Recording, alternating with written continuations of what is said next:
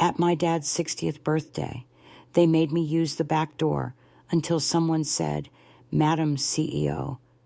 I stood there, clutching a carefully wrapped gift, staring at the back entrance of the house I once called home, after everything I'd built, after all the years I spent proving myself in an industry that chewed up people like me and spat them out.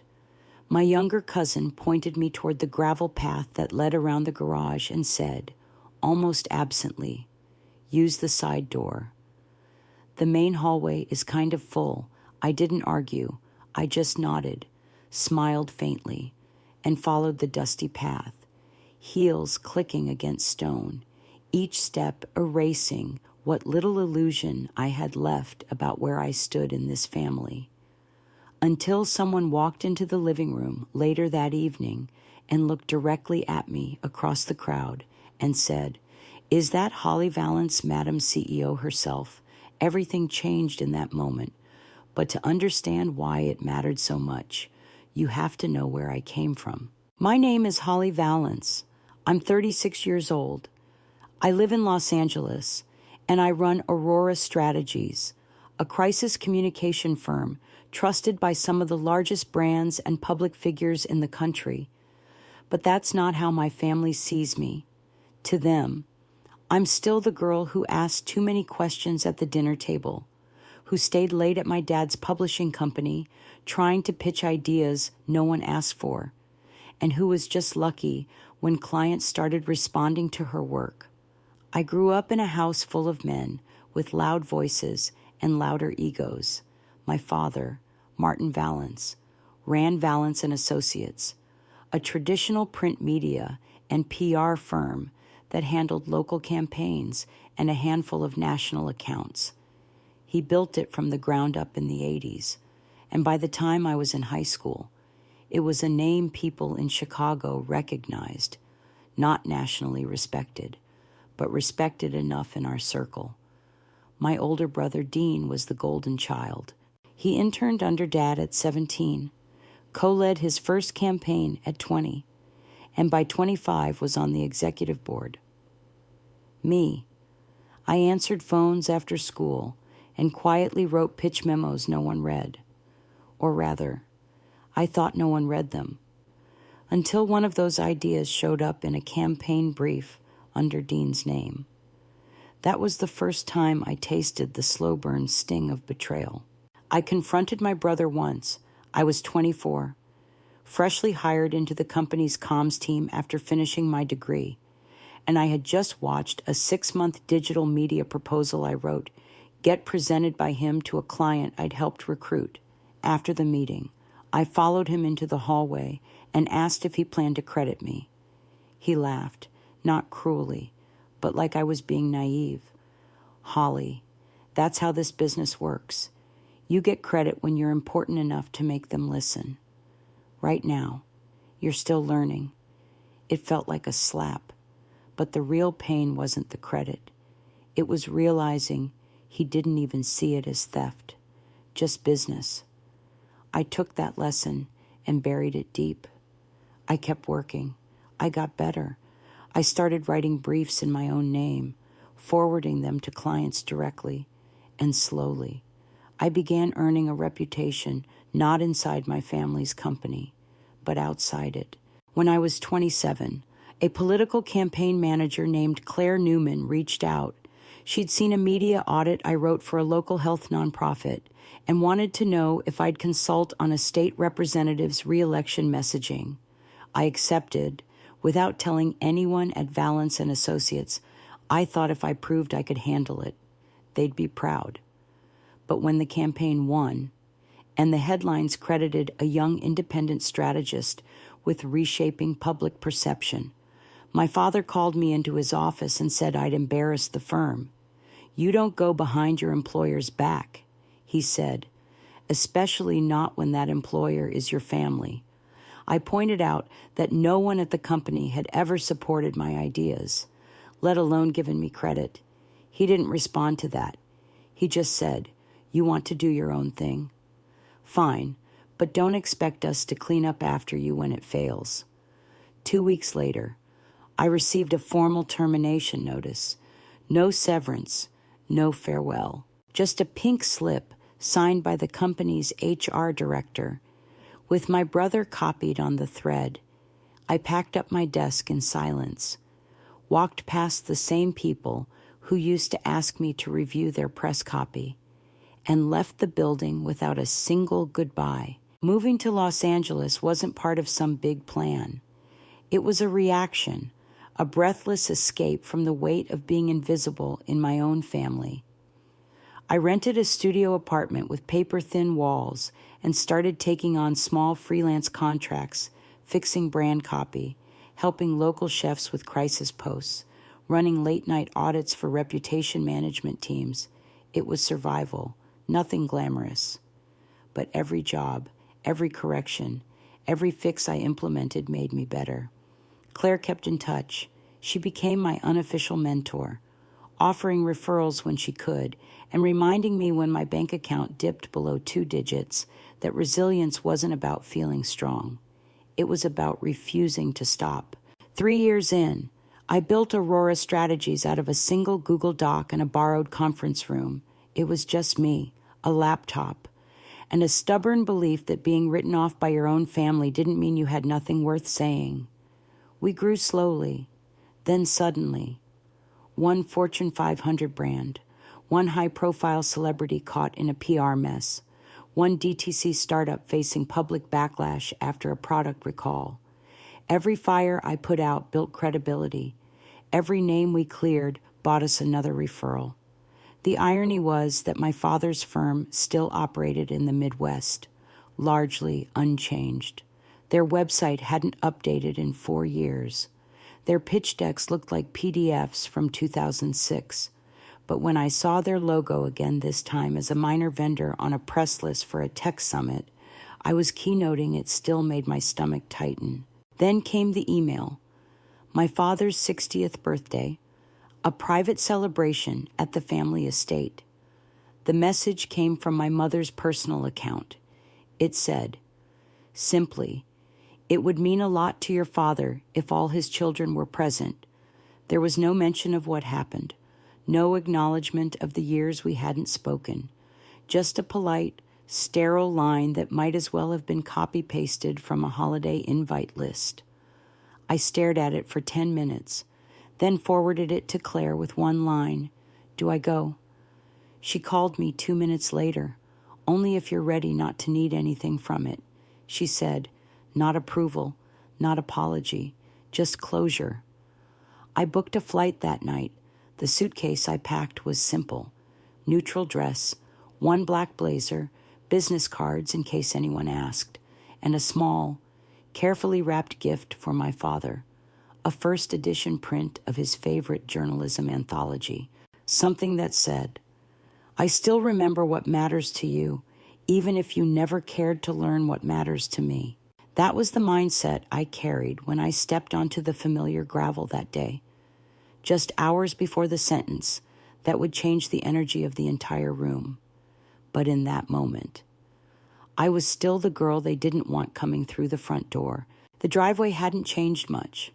Same overgrown hedges, same squeaky iron gate that dragged along the gravel if you didn't lift it just right.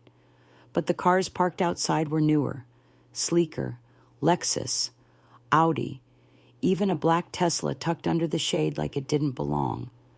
I'd expected a handful of family friends, maybe a few neighbors, but this was a different crowd. Polished, expensive, corporate. I recognized some faces from the Midwest PR circuit, men my father had once referred to as good old boys who know how to work a room. They were all gathered under white tents in the backyard, holding cocktails and laughter like trophies. And yet, when I arrived, no one offered a greeting. No cousin stepped up. No uncle waved. It was Dean's voice I heard first, shouting over the sound of string quartet music. "Hey, Holly made it. You're alive." He walked toward me with a smirk like I was some distant relative that just dropped off the map. His suit looked tailored, and his tan hinted at a conference in Miami. I forced a smile. "Hi. "Dean, you can put your stuff inside. Mom said guests should enter from the side. The front's kind of a zoo." Then he turned and left before I could respond, already calling to someone else across the lawn. That was it. No welcome, no hug, no mention of the past 10 years. Just logistics. Inside, the kitchen looked the same. White counters, spice rack alphabetized, refrigerators still covered in magnets shaped like states we never visited. I set the gift down carefully, adjusted my blazer, and took a breath. My mother appeared a few moments later, hands floured from baking, hair pinned back, eyes tired but still warm. "I wasn't sure you'd come," she said quietly, brushing a streak of flour across her apron as if to avoid hugging me. "Neither was I." I replied, her lips pressed into a line. "Your father's in the study.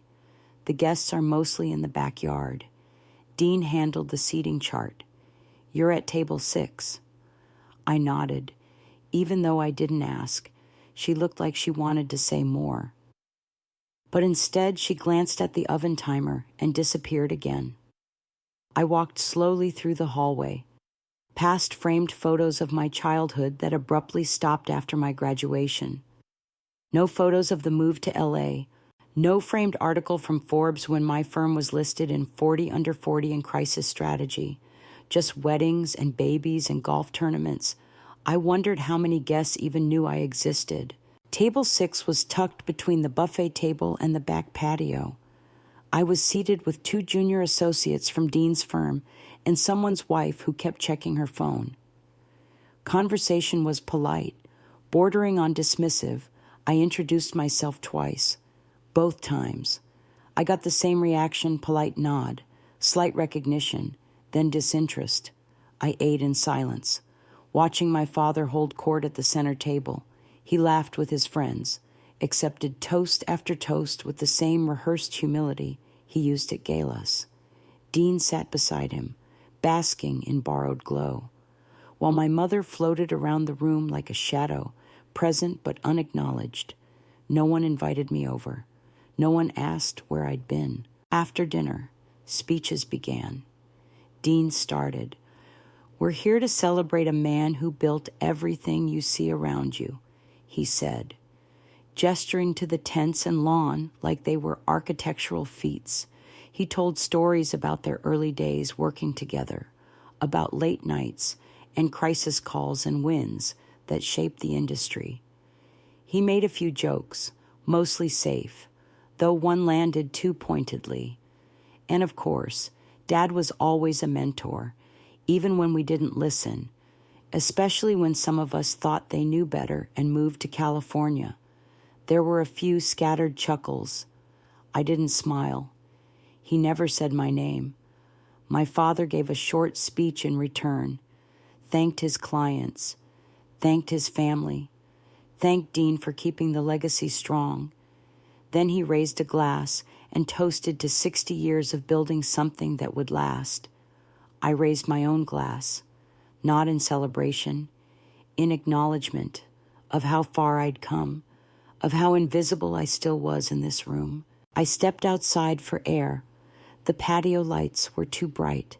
I moved further into the yard, beyond the lawn chairs and tiki torches, toward the edge of the garden. I wasn't angry. I wasn't even hurt anymore. It was just strange how easily a person could be edited out of their own family story, how silence could stretch so long it stopped feeling like punishment and just became the norm. I took a deep breath, let the air settle. That's when I heard it, from somewhere inside, a loud, curious voice that cut through the polite murmur of post-toast conversations. "Is Holly Valance here?" I was told she might be attending. Heads turned. I walked slowly back toward the crowd, just in time to see him step inside. Walter Chen, CEO of Salira Brands, one of the most influential figures in West Coast consumer goods and one of my firm's largest clients. His gray hair caught the chandelier light, His voice was smooth, clear, and confident. "There she is," he said, pointing toward me. Madam CEO herself. The room shifted. You could feel it, like someone cracked a window and let the real world in. Conversations paused. People turned. Walter walked over and extended his hand, smiling. "Didn't know you were related to the Valance clan. Small world." I shook his hand. "Steady. Didn't know you'd be here. Martin and I go way back," he said, then turned to the room. "You all know what Holly's done." "Right. Her firm saved our global rebrand last quarter. If you drank one of our beverages or saw our ad campaign and didn't notice the mess we were in, that's because of her." A wave of whispers moved through the crowd. People started looking again, this time with new eyes. One of Dean's associates tilted her head, now curious. A man from the main table raised his glass toward me. My father stood still, not angry, not smiling, just watching. Dean's smirk faltered, but he caught it quickly. I said nothing. I didn't need to. Walter clapped me on the back. "Don't let this one disappear again. Martin, she's going to be running the industry soon." I thanked him, still calm, still grounded. The tables had turned, but I wasn't here for applause. I was here to see how people act when they realize the person they've overlooked no longer needs their approval. I walked back toward the buffet table, refilled my drink, and let the moment sit. It wasn't revenge. It was revelation. For the rest of the evening, everything shifted. The same people who barely acknowledged me during dinner now smiled too eagerly, asked questions too loudly, and offered compliments that sounded suspiciously rehearsed. A woman I didn't recognize from one of Dean's accounts leaned in and asked if I might be taking on new clients soon. A former college classmate who hadn't spoken to me since graduation suddenly remembered a project we once worked on together and insisted we catch up over lunch. Even Dean tried to reframe his earlier jab, saying it was just sibling humor and everyone knew I was the smart one anyway. I didn't challenge it. I didn't need to. Their reaction said everything. People only change their tone when the power dynamic changes. And for the first time in a very long time, I wasn't the one seeking approval. My father eventually approached me, not immediately, not with warmth, just quietly, as if unsure of how to re-enter a conversation that had never really started. He stood beside me near the fireplace, where I was sipping water and watching the guests slowly filter out. "Walter speaks highly of you," he said, not quite meeting my eyes. "He should," I replied, calm and even. "He's been our client for almost 2 years." My father nodded, his hands behind his back like he was giving a press statement. "He said your team saved them millions." "We did," I said. There was no need to minimize it, no benefit to playing small. He didn't respond for several seconds. I could feel the words forming in his head and falling apart just before they reached his mouth. "Finally," he said, "I didn't know you'd done so well." It wasn't a compliment. It was an admission. I looked at him, not with anger, but with clarity. "You didn't want to know." I replied, "There's a difference." He stiffened at that. Maybe it was the bluntness. Maybe it was the truth. But he didn't argue. He just stood there, jaw tight, nodding slowly like he was finally hearing something for the first time. Then he glanced toward the gift I'd left earlier, still unopened on the side table. "Is that from you?" he asked. "It is," I said. "A first edition of Kravitz's essays, the same ones you used to quote every Sunday morning." He picked it up, turned it in his hands, but didn't open it. "Thank you," he said finally. "I'll read it." Whether he meant the book or the message behind it, I couldn't tell, and maybe it didn't matter. Later, as the last of the guests left and the backyard emptied into silence, I walked through the hallway once more, past the framed memories, past the curated nostalgia, past the invisible edits of my own life. This time, I stopped in front of the biggest photo, Dean shaking hands with the governor, a campaign I had helped prep press kits for before being shut out of the final meetings. I remembered the night that photo was taken. I'd been in the office until 2 a.m. assembling briefing folders, only to be told the next morning that my name had been left off the team roster for press clearance. No explanation, just a missing line. I reached up and adjusted the frame slightly, not to vandalize it, just to see if it still hung straight. It did. When I returned to the kitchen, my mother was washing dishes, even though the staff had already cleaned up. Her hands moved automatically, her back slightly hunched in that way that mothers of grown children develop years of being needed. Then suddenly not. I stepped beside her and said, "You don't have to keep doing that." She smiled without looking up. Old habits. I waited a beat, then added, "Thanks for the invitation. I know it came from you." She finally turned to face me. "Your father didn't object," she said quickly, as if trying to balance the scales. I didn't respond. We both knew that silence wasn't support. She reached for a towel and began drying her hands. "He doesn't talk about you, Holly, but he keeps the clippings, the articles, the interviews. He reads them. He just doesn't know how to say anything." I leaned against the counter, watching her fold the towel carefully, like it meant something. That used to matter to me. I said, "Now I just need him to stop pretending I don't exist." She nodded slowly. Tonight helped. I wasn't sure if she meant for him or for herself, but I let it sit. The next morning, I packed my bag before sunrise. The house was quiet, the air still thick with the residue of too many unsaid things. I left a short note on the counter. Nothing dramatic, just a thank you. I didn't expect a response, and I didn't wait for one. My flight wasn't until noon, but I had work waiting, clients to check on, campaigns in motion, a team that needed me clear-headed. But before heading back to Los Angeles, I stopped by a coffee shop a few blocks from the house, the same one where I used to meet Sylvia, my college roommate. Back when I still lived in Chicago, I sent her a quick message. "You'll never believe what happened last night." Her reply came back within seconds.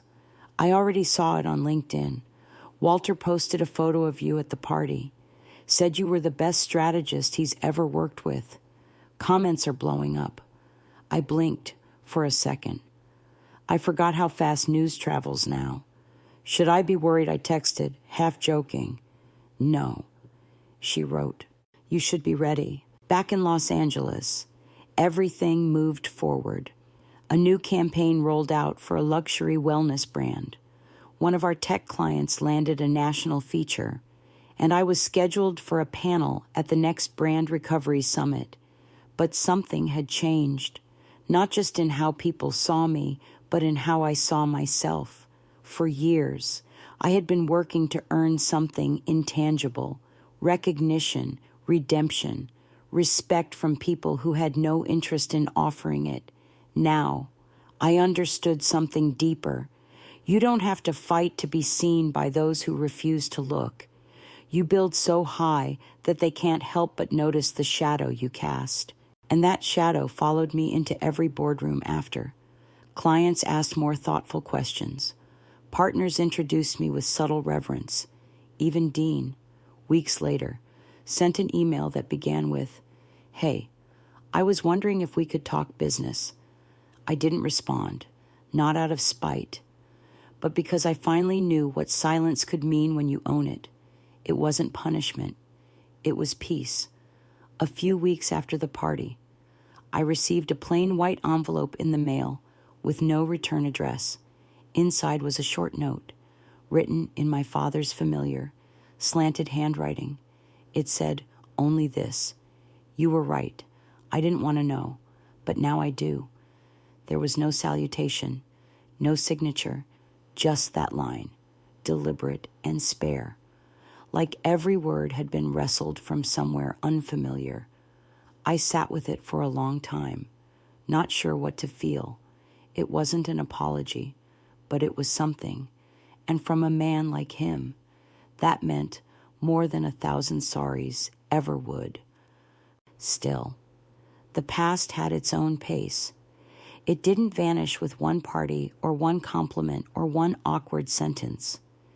Dean didn't call again, but I saw his firm had quietly updated their site to include a strategic partnerships section, quoting thought leadership ideas that felt suspiciously close to phrases I'd written years ago. I didn't reach out. My mother texted more often now, usually with updates on home repairs or local weather. Sometimes she attached a photo. One day, it was an old picture of me and Dean riding bikes in the cul-de-sac, with the caption, "You both looked fearless then." Another time, it was the fireplace mantle with my gift to my father now opened and placed upright. It wasn't validation, but it was movement, quiet, tentative, and honest in its hesitation. At Aurora Strategies, we were heading into our busiest quarter yet. A pharmaceutical company caught in a pricing backlash needed a rapid image pivot.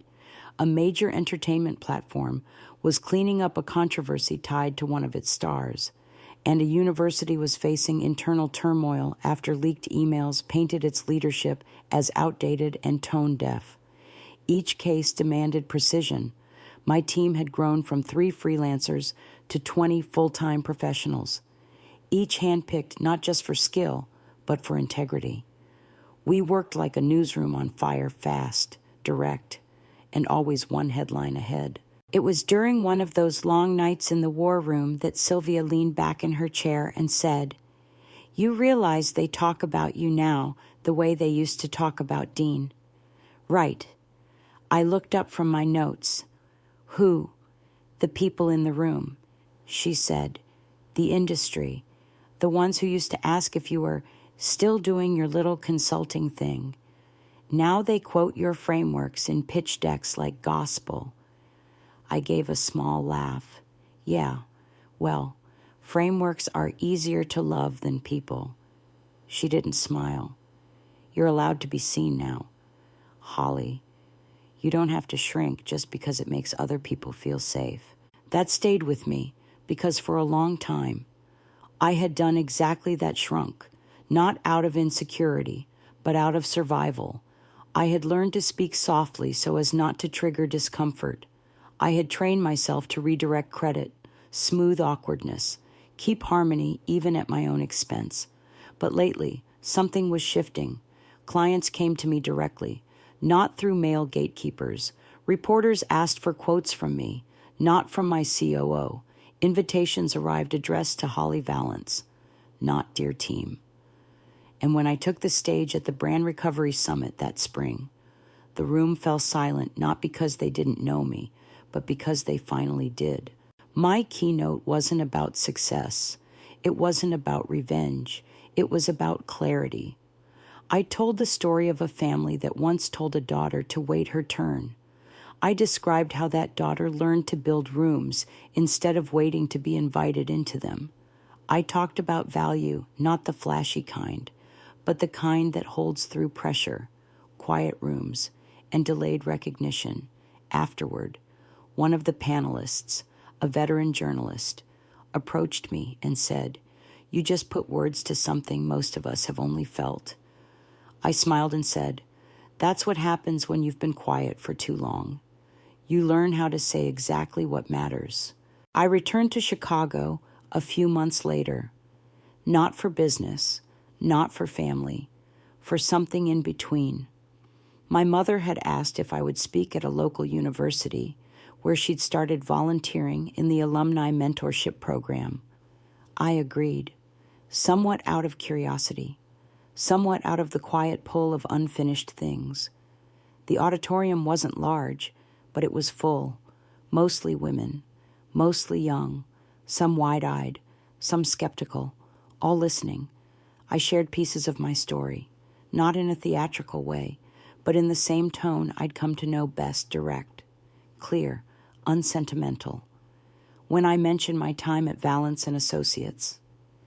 There was a noticeable shift in the room, not one of judgment, but recognition. Everyone in that audience knew what it felt like to be underestimated, to be seen, but not acknowledged, heard, but not credited. That room breathed with shared knowing, and it was in that moment I realized this was the real win. Not the party, not the LinkedIn photo, not even the email from my father, but this helping someone else feel less alone in the very space where I once felt erased. After the talk, a student approached me. Her voice was low, her eyes bright behind thick glasses. She said, "I didn't think there was a way to work in communications without becoming someone else.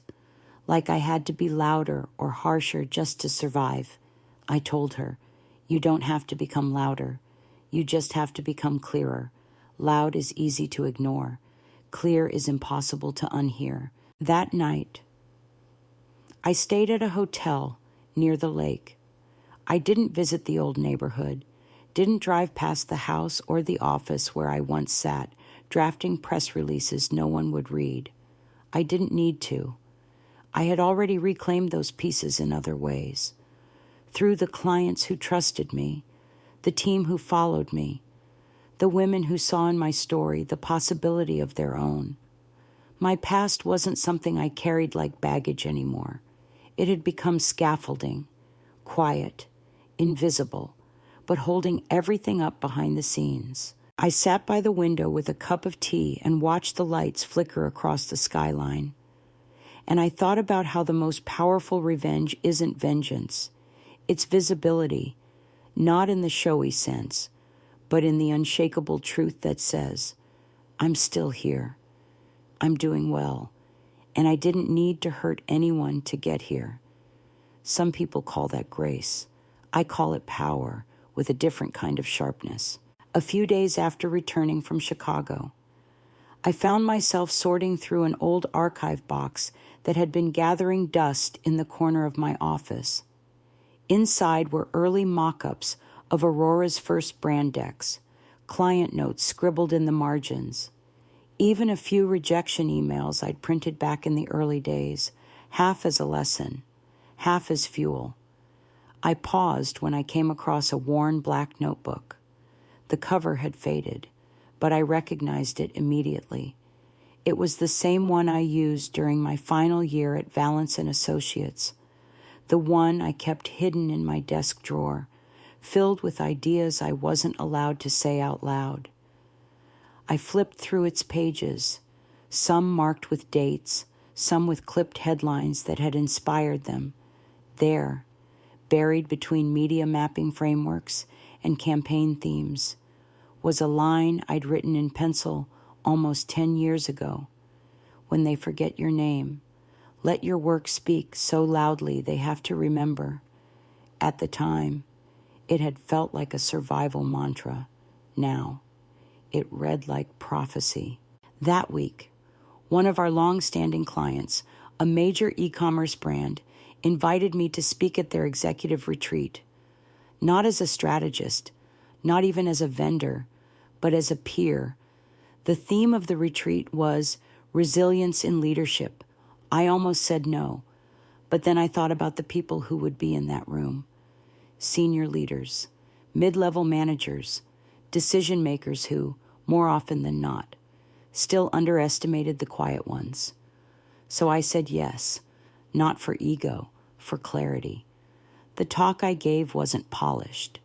It wasn't filled with slogans or bullet points. It was a story. I told them about the time I was walked out of a company my family built because I asked for credit, about how silence taught me to listen more deeply, about how being dismissed turned into the best training ground for navigating crises with empathy and edge. I ended with this: success isn't just about the strategy. It's about how long you're willing to keep walking through the fire before the world catches up. Afterward, the CEO approached me with a look I knew too well. It was the look people give when they're seeing someone not for who they were, but for the first time. As they are, "You should write a book," he said. I smiled. Not yet. Still living it. His assistant followed up a week later, asking if I'd consider consulting on their internal communications overhaul. The shift wasn't subtle anymore. It was structural. Around the same time, a PR trade journal published a piece titled 10 Women Changing the Face of Corporate Crisis. I was number 4. The article called Aurora Strategies, the Antidote to Surface-Level Reputation Washing, and highlighted our values-first approach. There was a small sidebar quote attributed to me that read, "If you're trying to win the news cycle but ignoring the people at the center of the story, you've already lost." I didn't remember saying that, but it sounded like me. Then, something unexpected happened. A mid-sized firm in Chicago reached out to my assistant. They were exploring a merger and wanted to meet. The name on the email stopped me cold. Valance and Associates. I didn't respond right away. I let it sit for 3 days. On the 4th day, I forwarded it to Sylvia. Her reply came in 2 words. "Your move." I didn't know what they wanted. Maybe credibility, maybe rescue, maybe, just maybe. They were beginning to understand what they had let walk away. I didn't feel angry. I didn't feel triumphant. I felt still, like a chapter had cracked open on its own, and I wasn't sure yet if I wanted to write in it. We set up a virtual meeting. My terms were clear. I wouldn't take the call alone. Claire, now a board advisor at Aurora, joined me. We dialed in at exactly 10 a.m. My brother was on the screen, along with 2 junior partners and a familiar HR director. Dean did most of the talking. He positioned the potential partnership as mutually beneficial. He said things like bridge building and legacy redefined. At one point, he said, "We see now that the industry is moving toward the model you've built." He called me visionary. I called him deliberate. We were both right in different ways. At the end of the call, Claire asked the one question I'd been holding in the back of my mind. Why now? There was a pause. Then Dean said, "Because it turns out you were building the future while the rest of us were just maintaining the past." It wasn't an apology, but it wasn't meaningless. It was, for the first time, a recognition of truth. We didn't merge. I didn't want a tie. I didn't want control. What I wanted was clarity, and I had it instead. We offered them limited strategic licensing for one of our proprietary frameworks. They signed within the week. I didn't attend the onboarding. I delegated it to a junior partner at Aurora. The moment didn't require me anymore. My presence wasn't the point. The point was that I could choose when to show up. That was the real shift. The team celebrated modestly. Sylvia brought in cupcakes. Claire left a note on my desk that said, 10 years ago, you walked out of their building. Today, they walked into yours.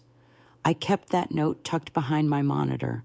Not long after, I spoke at a university again.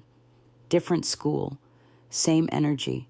Afterward, a young man approached me and asked, "How do you not let bitterness take over?" I paused, thought carefully, then answered, "Bitterness is the residue of trying to control someone else's growth.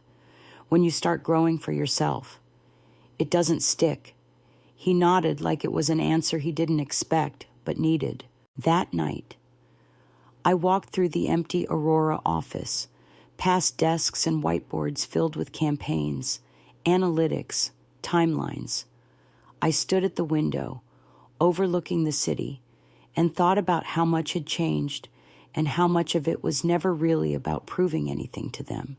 It was always about proving to myself that I could rise without losing who I was. It wasn't long before invitations started arriving from conferences I used to watch from the sidelines. One of them was the Global Communications Forum in Berlin, the kind of summit where legacy firms sent polished representatives in tailored suits to deliver forgettable insights. This year, they had chosen a theme that felt almost too fitting: credibility in a noisy world. I was asked to close the final day, not moderate, not sit on a panel, deliver the keynote. My name was on the same flyer as CEOs of billion-dollar firms and former presidential advisors. I accepted, not for the prestige, but for the statement it made to myself more than anyone else. That credibility isn't something granted. It's something you build so consistently that no one can deny it. The night before the keynote, I stood in my hotel room, reading through my draft one last time. It wasn't about triumph. It wasn't even about storytelling anymore. It was about remembering who I had been when I started, what I had been told I wasn't, and who I had quietly become the next day. I walked on stage in a dark navy suit, simple blouse, no jewelry. The lights weren't blinding, but the silence was thousands of eyes waiting. I began with a line I'd carried for years. You don't build a reputation by raising your voice. You build it by raising your standard. The audience leaned in, not just to hear but to understand, because everyone in that room had, at some point, been underestimated. Some of them had done the underestimating.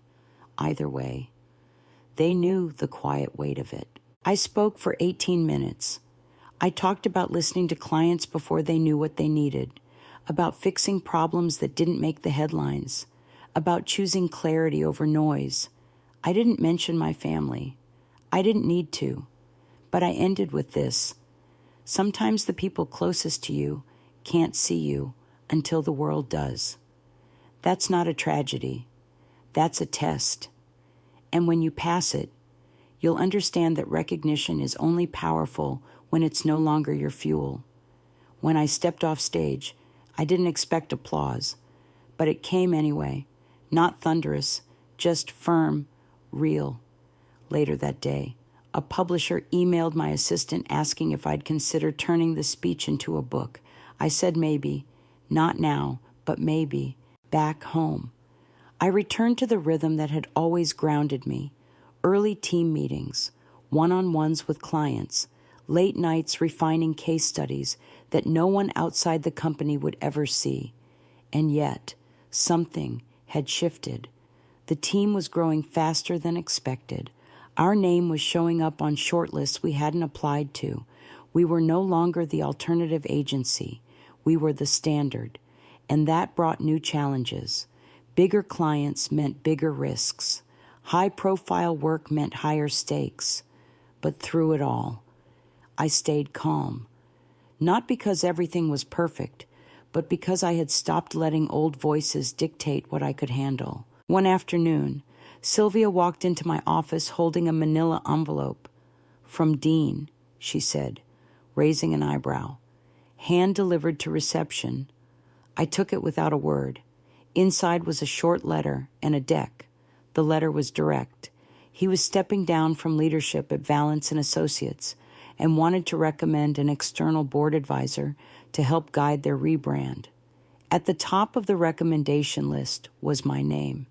The deck outlined their current challenges: stalled growth, outdated practices, declining client retention. At the end was a note scribbled in the corner: "You were ahead. We just didn't want to admit it." I didn't reply immediately. I let it breathe. A few days later, I called my mother. We talked about the usual weather, how her garden was doing, a neighbor's new dog. Then I asked if Dad knew Dean had reached out. She was quiet for a moment, then said, "He knows. He told Dean it was time." That stayed with me, not because it meant everything had healed, but because it meant something had moved. Progress, in families like mine, never arrives with fanfare. It comes in tiny cracks of change, and you have to be willing to notice them. Eventually, I agreed to consult on my terms. I set boundaries. No involvement in day-to-day. No role that required formal title. just guidance when needed, for a firm trying to catch up with the world it once ignored.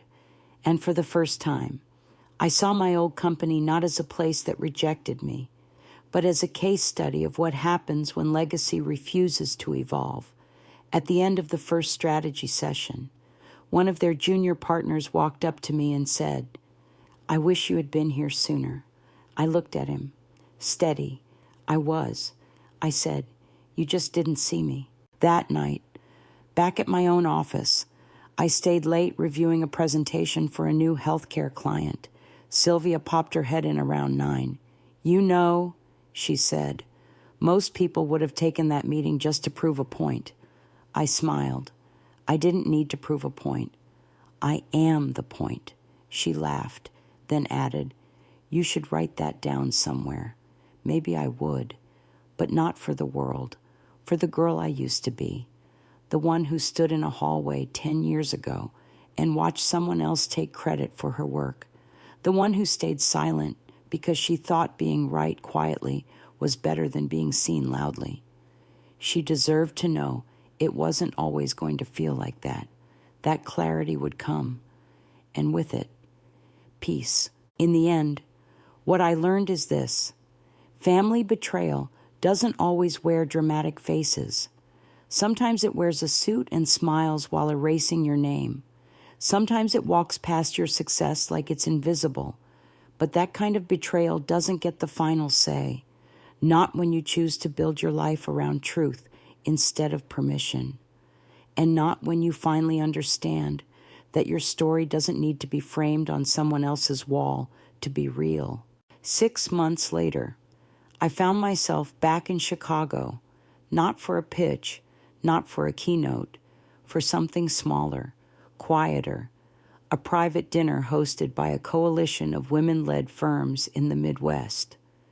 The venue was a restored brownstone on the north side, with a rooftop garden and long communal tables draped in white linen. The guest list wasn't flashy, but it was powerful founders, general counsels, campaign managers, editors, women who had built their own ladders because the old ones were never meant for them. I was invited as the closing speaker. They didn't want a formal talk, just my story, not the polished version, the one underneath it. So I told them. I told them how credibility didn't save me. I had to save myself first. I told them about the time I sat across from a client who didn't realize I was the one leading the campaign because I was too calm. I told them about silence, not the passive kind, but the strategic kind, the kind that lets people underestimate you until it's no longer possible. I told them about the gift of not being chosen, how it taught me to choose myself. When I finished, no one clapped. They didn't need to. The room exhaled. One woman came up after, maybe in her 50s, and said, "I wish I heard you 20 years ago. Might have saved me a decade of apologizing for being better than my boss." I didn't say anything at first. Then I told her, "Better late than never." And she nodded like that line had been sitting in her throat for a while. Back at the hotel, I opened my inbox to find a message from my father. A short subject line, "Lunch inside." He wrote that he had been following some of the press around Aurora, especially after our most recent campaign with a major mental health platform. He said he'd been thinking about legacy, and he wondered if I had time while I was in town. No pressure, just a meal. I stared at the screen for a while, not out of resentment, out of calculation. Was I ready to sit across from a man who once told me I was too emotional for crisis management? Maybe I wasn't that girl anymore. We met at a quiet place on the river. No cameras, no dean, no performance. Just two people with a complicated shared history and an empty hour. He ordered coffee. I ordered tea. For a while, we just sat. Then he said something I didn't expect. "You made it uncomfortable to be wrong about you."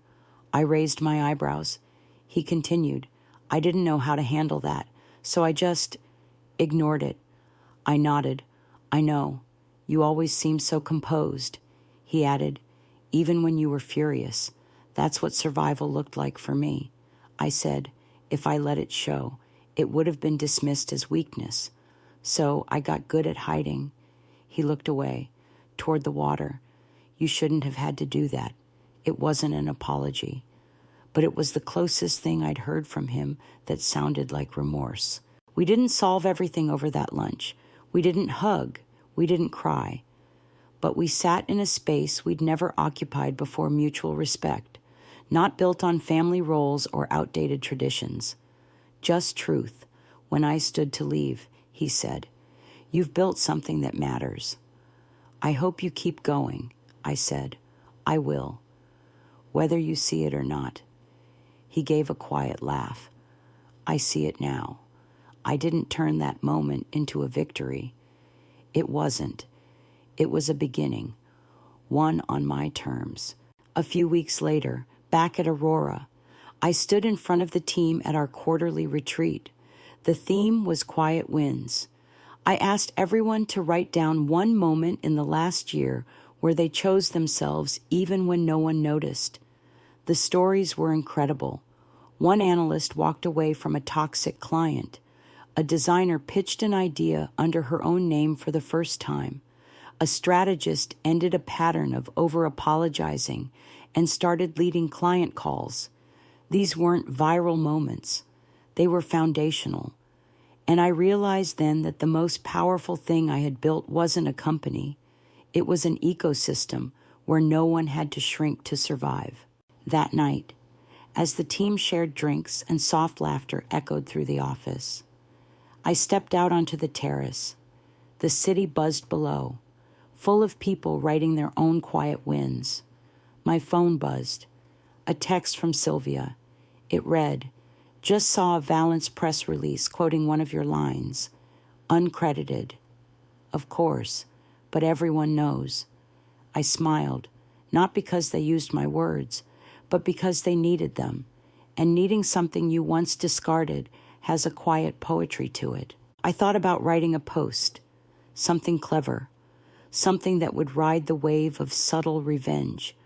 But I didn't, because power doesn't need punctuation. It just needs presence.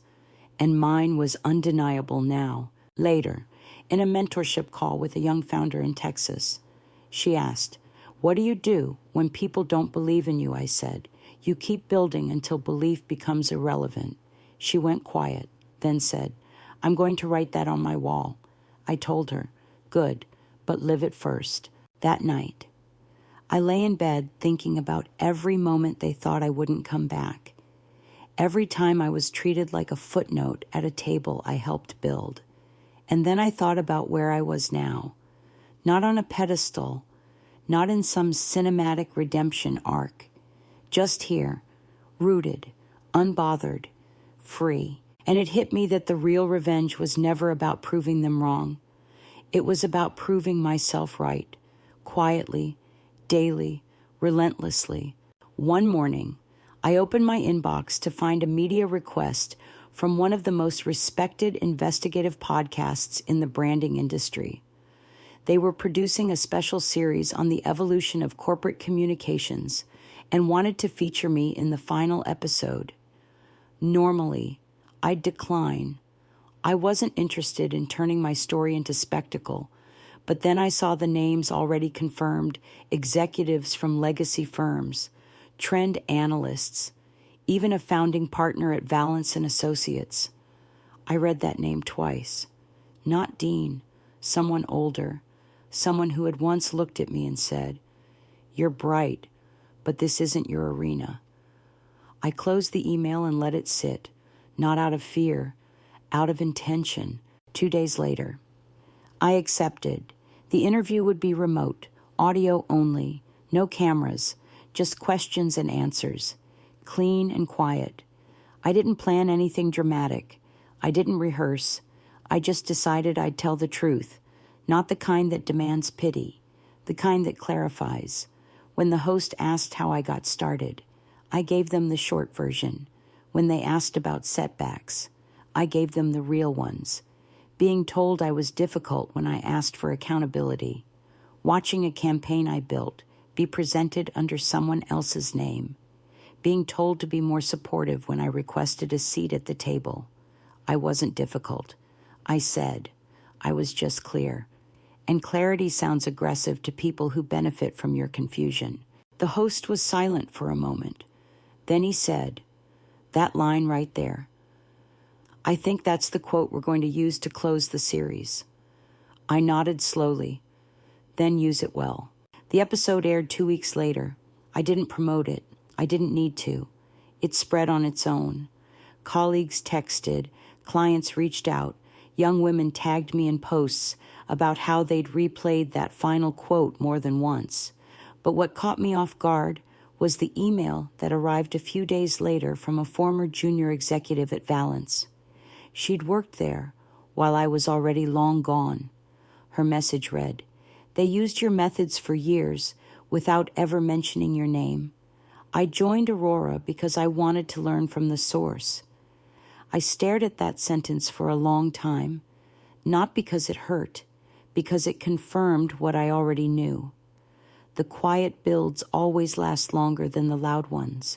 Around that same time, we signed our biggest client to date, a multinational firm in the education sector, mid-crisis over equity and internal discrimination. Their first line in the pitch call wasn't about deliverables. It was about values. "We want to work with someone who actually walks the talk." The CEO had said, "Your story precedes you." We took the project not because it was big, but because it meant something. Because the kind of leadership I had become known for, emotionally grounded, logic forward, ego-free, was finally being seen not as optional, but essential. The win triggered something I hadn't expected. A former Valence partner, now consulting independently, reached out for a private meeting. We sat across from each other at a neutral cafe, both older, both different. He was polite, careful. Then he said, "You know, we used to call you the risk. Too sharp, too young, too female." I didn't flinch, and now I asked, "Now," he said slowly, "I think you were the blueprint." That moment didn't bring satisfaction. It brought clarity. I wasn't ahead of my time. They were simply behind in theirs. Back at the office, the team was preparing for Aurora's 5th anniversary. We weren't throwing a gala, just a quiet dinner with our full staff, clients who had been with us from the beginning, and a few guests from our mentorship network. I gave a short toast, nothing dramatic, just this: we were never trying to be the biggest, just the clearest. And in a noisy world, clarity travels farther than volume. The room lifted their glasses, not in celebration of me, but of all of us, because that's what we had built. Something collective, something with spine. After the event, I sat alone in my office and looked out at the skyline. I thought about everything it had taken to get here, not just the strategy, the restraint, the discipline to grow without demanding credit, the willingness to leave behind what didn't value me, even when it was familiar. The hardest part of starting over isn't building something new. It's resisting the urge to return to something that once made you feel small. That night, I received a final text from Dean. No preamble, just saw the podcast. I was wrong. About a lot. I didn't reply. Not out of pride, out of peace. Sometimes closure doesn't come in the form of conversation. Sometimes it arrives as the absence of weight on your chest. At that point, the revenge arc wasn't about any person anymore. It wasn't about making anyone pay. It was about reclaiming the space they once told me I didn't belong in and turning it into a place others could stand taller. I hadn't burned bridges.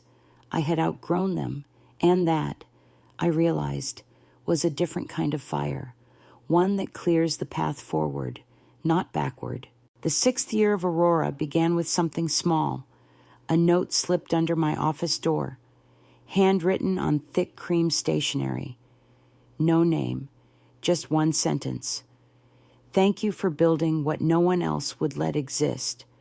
I recognized the handwriting immediately. It was from Anna, the former HR manager from Valence, who'd quietly resigned after the board meeting, where I was told to stay in my lane. She had stayed silent then, like many. But silence doesn't always mean consent. Sometimes. It's the only shield people have left before they find their own exit. That same week, a national business magazine published a cover story titled "The Women Who Rewrote the Rulebook." I wasn't the main profile. I didn't need to be. My name was mentioned in a pull quote from a rising founder I'd mentored over the years. She said, "Holly taught me that being underestimated isn't a weakness. It's just unused power." I read that line 3 times, not out of pride, but recognition. It's strange how the things you once whispered to yourself to stay afloat become lessons others anchor themselves with. Then came the industry conference in Atlanta, one of the biggest in corporate communications. I had turned down their speaking invitations for years, but this time, they didn't offer a panel or breakout session. They offered the closing keynote, main hall, Saturday night. I accepted, not for optics, not for applause, because I knew who would be in the room. Some old names, some newer faces, some former colleagues who had long since stopped pretending I wasn't part of the fabric they now marketed. I opened with a story, not about revenge, about rhythm. There was a time I learned to breathe through someone else's tempo. I said, to shrink my voice so theirs could echo louder. But one day, I stopped, and it was quiet for a while. But then I heard something else, my own cadence. And once you learn your rhythm, the noise outside can't pull you off beat again. The audience didn't cheer. They just held still. That's how I knew it landed. When a room full of achievers becomes silent, it's not out of boredom, it's out of recognition. After the speech, I walked off stage and was met by a small group of young professionals, diverse, wide-eyed, equal parts, hopeful and tired. One of them asked if I ever wished I had fought back harder, more publicly. I said, no, because I wasn't building a counterattack. I was building a counterexample. Another asked if I'd do it the same way again. I paused. Yes, I said, but I'd stopped doubting myself sooner. Back in Chicago, I was invited to guest teach a class at a local university. The course was on crisis storytelling. The professor had once rejected my job application 15 years ago. He didn't remember me. I didn't remind him. That's the thing about growth when it's real. It doesn't require name tags. During the session, one student asked what I thought was the biggest mistake companies made when navigating public trust. I said, they hire mirrors when they should hire windows. The room went quiet. Mirrors show them what they already believe. Windows let them see what they've been ignoring. That quote ended up trending on LinkedIn the next morning. Someone clipped it from a student's tweet. It went viral, not because it was flashy, but because it felt true. And truth. I've learned. Travel's best when it's quiet and undeniable. One evening, as the sun dipped below the skyline, I sat alone at a neighborhood cafe. No staff, no clients, just me and a notepad. I wasn't planning anything. I was reflecting, and I realized something I hadn't quite named until then. I no longer felt the need to come back from anything because I was already here. Fully, without bitterness, without apology. The version of me that once walked out the back door of my father's birthday party wasn't erased. She was evolved. And now she would walk in any door she chose, and if there wasn't one, she'd build it. A few days later, I got a call from a production house developing a docuseries about women who redefined power. They wanted to feature my story. They asked if I'd be willing to sit for interviews, maybe even visit old locations from my early career. I said no to the location part. The buildings don't matter. I told them. The silence that was once in them, that's what I rebuilt into sound. The producer was quiet for a beat, then said, "That's the closing line." I said, "Only if you mean it." The truth is, people think revenge is a moment, a grand return, a headline. But real revenge isn't theatrical. It's quiet, it's steady, it's waking up and not flinching at your own worth. It's walking into rooms without shrinking. It's being asked for your voice after they spent years pretending it didn't matter. It's living well, not just to prove them wrong, but to prove that you were right all along. And maybe, the most powerful part, knowing that the same people who once made you use the back door now watch you from the audience and have to stand when they hear, "Madam CEO." The invitation arrived 3 months later, an embossed envelope, addressed by hand, carrying the official seal of Valance and Associates. It wasn't a legal notice. It was a personal request. My father's 75th birthday, another party, different venue, different tone, this time. The invitation wasn't generic. It read, "We would be honored if you joined us not as a guest, but as the voice of what comes next." I sat with that line for a long while. It didn't carry apology, but it didn't pretend the past hadn't happened either, and that made it harder to ignore. I debated saying no, after everything. I didn't owe them a thing, but maybe this wasn't about owing.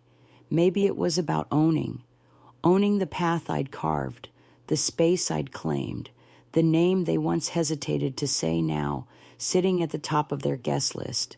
So I replied with one sentence, "Happy to attend. I'll come through the front." The venue was smaller than the last, warmer, less of a spectacle. I arrived alone, dressed in a navy suit, clean lines, no flash, exactly how I liked it. The valet opened the door with a polite nod. I stepped inside, not waiting to be ushered, and the room paused, not out of drama, out of shift. Conversations softened, eyes turned, but this time, no one looked away. My father approached with a subtle smile and offered his hand. "Glad you're here." I shook it. I was always here, just not always seen. He nodded, not defensive, just quiet. Then he gestured toward the center of the room. "They want to hear from you." "Do they?" I asked. "Or do they just finally understand they should have?" He didn't answer. He didn't have to. Sometimes the answer is in the hesitation. When I took the microphone, I didn't give a speech. I gave a story. "A short one," I said. "There's a difference between being invited to the table and being given a seat that was always yours. For years, I thought I had to earn visibility. Now I know I only had to stop waiting for permission." The room didn't clap. They just breathed, deeply, fully, and I handed the mic back like it was never mine to begin with. Afterward, an old partner from the firm walked over. He looked aged not in years, but in realization. He said, "I never said it then, but you were the best strategist we had. I didn't offer a smile. You didn't have to say it. You just had to stop pretending it wasn't true." He nodded. "We paid for that." I met his eyes. "Yes, but I didn't make you pay." The silence did. That evening, I left early, not out of discomfort, out of closure. There was nothing left to fix, no performance to maintain. As I exited, I passed the valet and paused. "Tell your manager this team's excellent." He blinked, surprised. "Yes, ma'am." I turned back to look at the building one last time, not in nostalgia, just acknowledgement. This was the place where I once stood outside, unsure if I even belonged. Now, it was just another room I could enter or not. My worth wasn't tied to its doors anymore.